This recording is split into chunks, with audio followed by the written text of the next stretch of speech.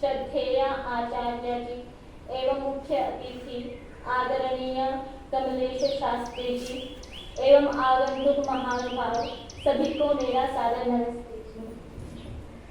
मनुष्य सामाजिक प्राणी है। देश, काल और परिस्थिति के परिवर्तन के साथ साथ उसकी सामाजिक परिस्थितियों में भी अंतर हो जाता है। आज हमारी जो सामाजिक परिस्थितियां हैं वे आज से 50 वर्ष पूर्व इसी प्रकार की नहीं थी। आज तक भारतीय नारी की सामाजिक परिस्थितियों में क्या क्या परिवर्तन हुए, इसका संक्षिप्त दिग्दर्शन मैं आप सभी को कराना चाहूंगी। प्राचीन वैदिक समाज में भारतीय नारी का इतिहास बहुत ही उच्च स्तरीय था। ऋग्वेद में भी लिखा है, स्त्री ब्रह्मा बभूविथ। यहाँ ब्रह्मा शब्द बृहविद्धौ धातु से बना है।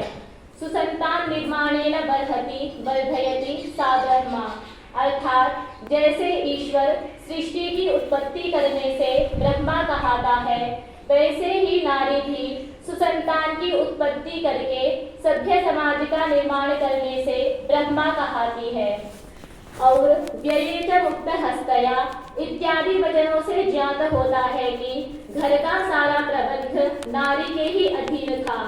वह पूर्णतया स्वतंत्र थी। पति का इस विषय में किंचित मात्र भी हस्तक्षेप नहीं था।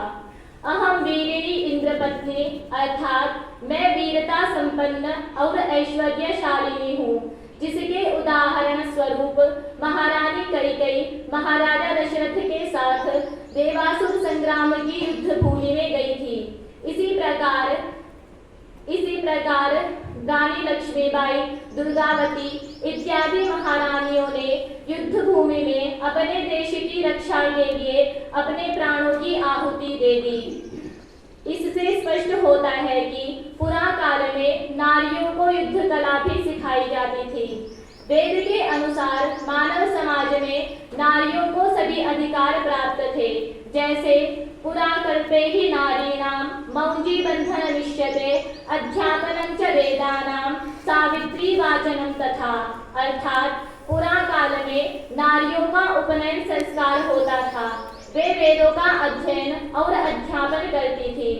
किंतु कालांतर मानव समाज के नियमों में अनेक परिवर्तन हुए, जैसे मैत्रायणी संहिता में स्पष्ट लिखा है, तस्मात् स्त्रियं जातां परास्यन्ति न पुमांसम्, अर्थात स्त्रियों को जन्म के साथ ही मार देते हैं, पुरुष को नहीं। इसी प्रकार स्त्रीणां दानापि सर्ग विक्रया विद्यन्ते, अर्थात निरुक्त के इस वचन से विदित होता है कि स्त्रियों का दान देना और बेचने की प्रथा भी प्रारंभ हो चुकी थी।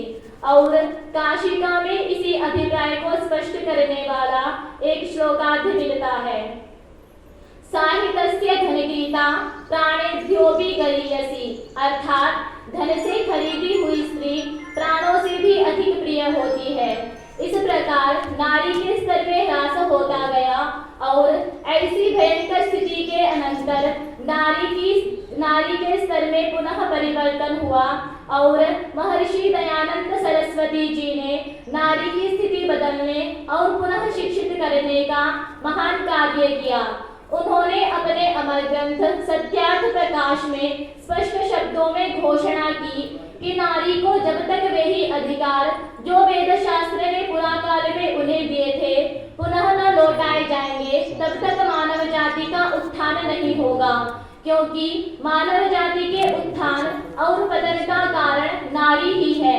उसके द्वारा जो विचार कोमलवती बालक के हृदय में भर दिए जाते हैं वे जन्म भर संस्कारी रहते हैं।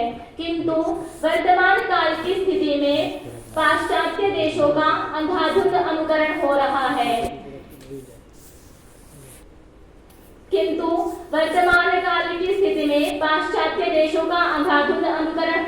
है। जिसके उदाहरण स्वरूप हम स्वदेशी वेशभूषा आदि छोड़कर विदेशी वेशभूषा, सिगरेट पीना, मद्यपान करना, बार में जाना इत्यादि दुष्ट आचरणों को अपना लिया। उन्हीं के अनुकरण से हमने वुमेन्स डे मनाना प्रारंभ कर दिया, जिसकी हमें कोई भी आवश्यकता नहीं थी, क्योंकि हमारी नारियां तो पहले से ही सशक्त और वीरांगनाएं थी। कौशल्य जैसी माँ ने श्री रामचंद्र जी को जन्म दिया, जिन्होंने रावण का वध करके राक्षस कुल का विनाश किया। महारानी कुंती ने पांडव और माता देवकी ने योगीराज श्री कृष्ण जी को जन्म दिया, जिन्होंने बढ़ते अधर्म का नाश करके धर्म की रक्षा की। और वीरांगना जीजाबाई ने वीर शिवाजी महाराज को जन्म दिया, जिन्होंने स्वराज्य की स्थापना की। उन्हीं के सुपुत्र वीर संभाजी महाराज ने अपने धर्म की रक्षा के लिए अपने शरीर के टुकड़े टुकड़े करवाने मंजूर कर लिए, लेकिन धर्म को नहीं छोड़ा। इतना साहस, वीरता, निर्भयता कहाँ से आई? माताओं से, क्योंकि हमारी माताएं ही इतनी सशक्त और वीरांगनाएं थी। इससे स्पष्ट है कि यदि नारियों में परिवर्तन हो जाए, वे अपने गरिमामय पद को पुनः ग्रहण कर ले, तो हमारे देश में कोई भी आतंकवाद, पाखंड फैलाने वाले पंडित, चोर, लुटेरे इत्यादि नहीं होंगे, अपितु वीर और वीरांगनाएं ही जन्म लेंगी। इस प्रकार हमने पुराण काल और वर्तमान काल की नारियों की सामाजिक परिस्थितियों को देखा।